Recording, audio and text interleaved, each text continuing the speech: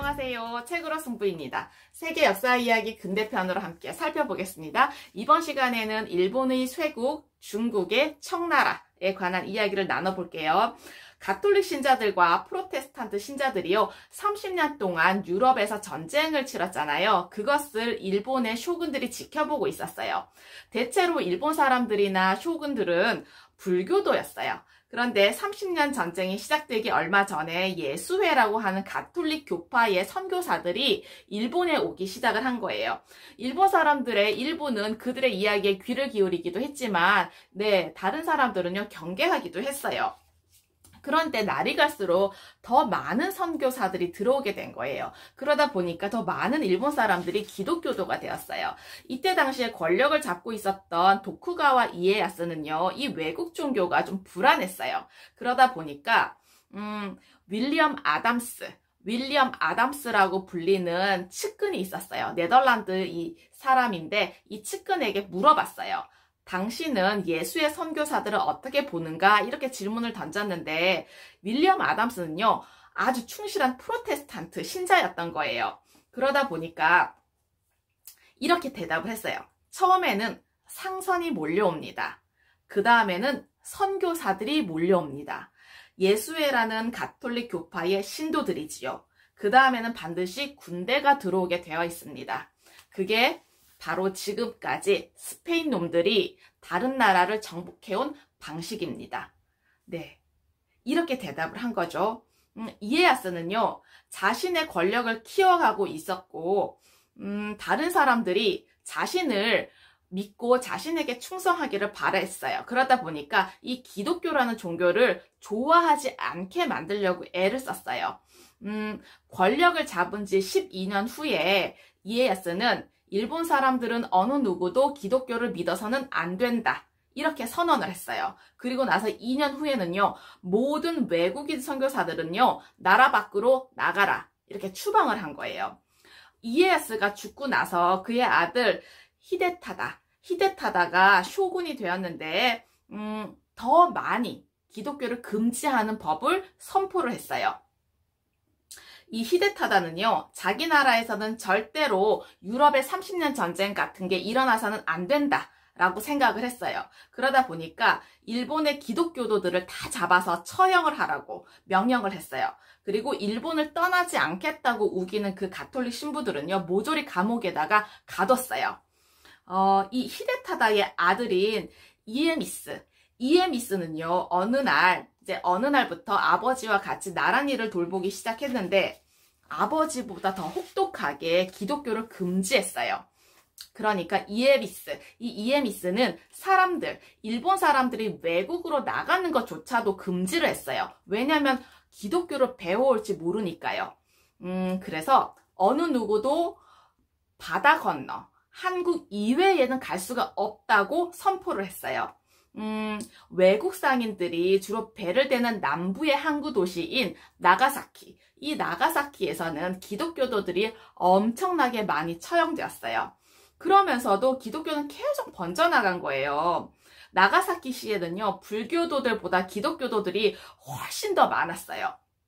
그래서 이 쇼군인 이에미스는요, 일본의 대문을 아예 닫아 걸어야겠다라고 생각을 했어요. 그러면서 일본의 모든 항구에는요, 배가 들어와도 안 되고 나가도 안 된다, 이렇게 선포를 했어요.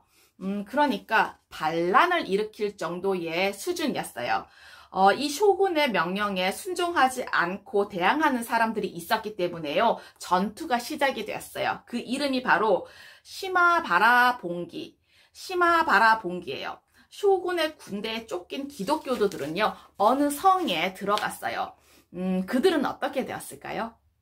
전원이 모두 처형을 당한 거예요. 이에미스는요, 그 후에도 계속 새로운 금지 조항들을 계속 발표를 했어요. 계속 선언을 했어요. 절대로 일본 본토에는요, 외국인들이 발을 들여서는 안 된다, 이런 내용이었던 거죠. 그러니까 100년 동안 일본에서는 서양에 대한 모든 사상이나 가톨릭의 선교사들을 에게서는 완전히 차단되었어요. 그러다 보니까 기독교는 자취를 감추게 되고 불교가 다시 성행을 했어요. 바로 선불교라고 해요. 일본 고유의 불교예요. 선불교는요, 깨달음이라는 것, 그 깨달음이라는 것은 자신의 마음에서 나오는 것뿐이고 남을 가르치거나 남에게서 배우거나 이런 게 아니다. 그렇기 때문에 오로지 명상만이 중요하다라고 이야기를 하는 그런 선불교예요. 진리라는 것은 가장 작은 것, 가장 단순한 것에서 발견된다고 믿었어요. 그러다 보니까 작고 아름다운 예술품을 만들어내는 것이 중요했어요.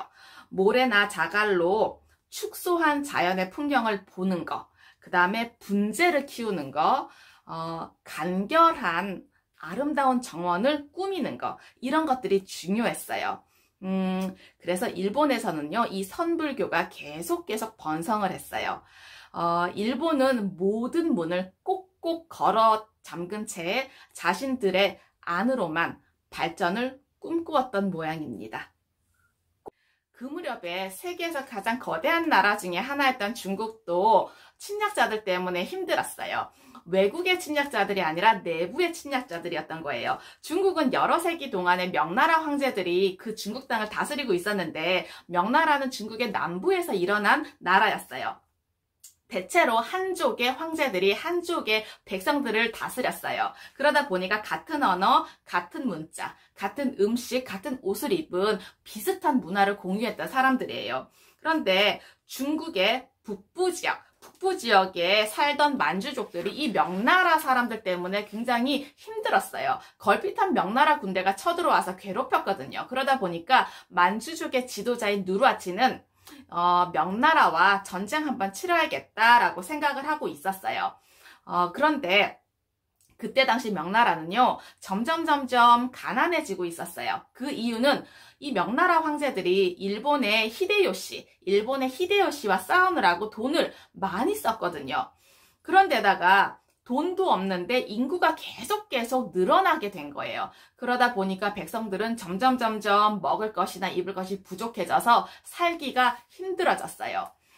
이때 명나라의 관리 중에 이자성이라는 사람이 있었는데요. 시골의 역참에서 잔심부름하는 관리였어요.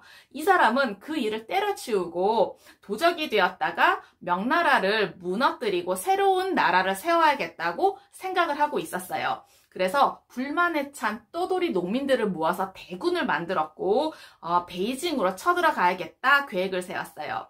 이 사람은요, 군대를 이끌고 베이징에 들어갔는데 성벽을 지키는 병사들이 보이지 않는 거예요. 왜 그런가 봤더니 병사들이 다 굶어 있었고 역병이 돌아서 아주 절반 이상이 죽고 없어진 거예요.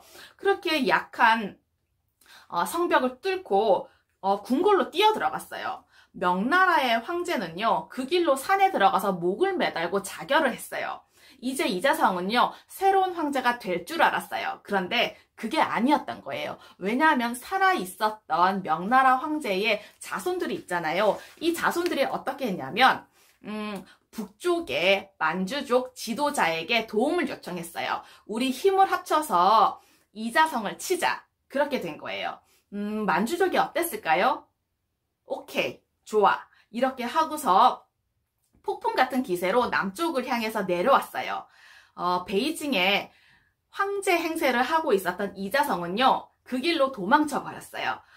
만주족은 명나라가 다시 일어나는 걸 돕겠다고 처음에는 약속을 했지만 그 약속을 싹 무시하고요, 새로운 왕조를 세웠어요. 만주족의 왕조가 들어섰는데 한족, 그러니까 중국의 한족이요, 이제는 만주족의 지배를 받게 된 거예요. 만주족은 자신들이 훨씬 우월하다고 생각을 해서 맑을 청이라고 불렀어요.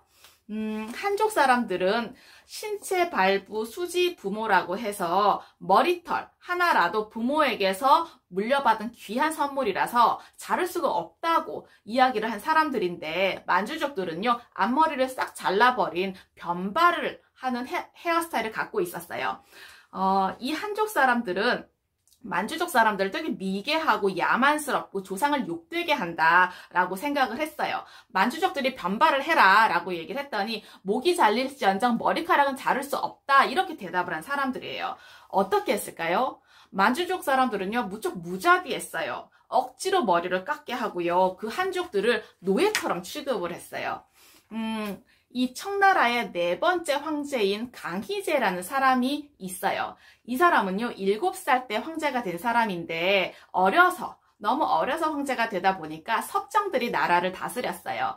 이 섭정들도 한족 사람들을 노예, 하인처럼 취급을 했는데 강희제는요 그러면 안 될 거라고 생각을 했어요. 왜냐하면 만주족 사람들이 한족 사람들보다 훨씬 수가 적었거든요. 13살이 되었을 때 강희제는요 권력을 장악을 했어요. 그러면서 섭정 대신들을 다들 집으로 돌려보낸 거예요. 그러면서 한족 사람들의 지지를 얻기 위해서 노력을 했는데 이렇게 말했어요.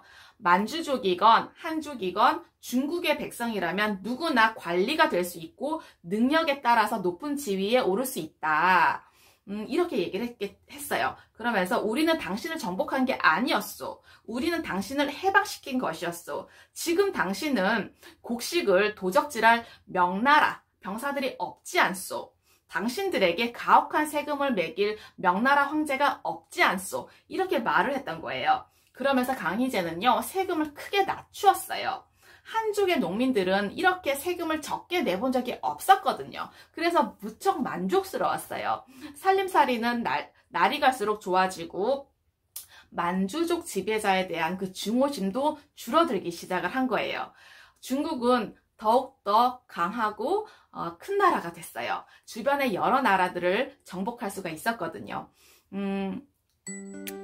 세계의 역사상 가장 영명한 황제들 중에 하나였던 강희제. 이 강희제는요 자신의 민족보다 훨씬 더 많은 수의 한족까지 다스릴 수 있었던, 그것도 성공적으로 다스릴 수 있었던 황제였습니다. 네. 과거의 지혜와 지식을 통해서 현재와 미래의 삶이 좀 더 의미 있고 풍성해지시길 기원합니다. 감사합니다.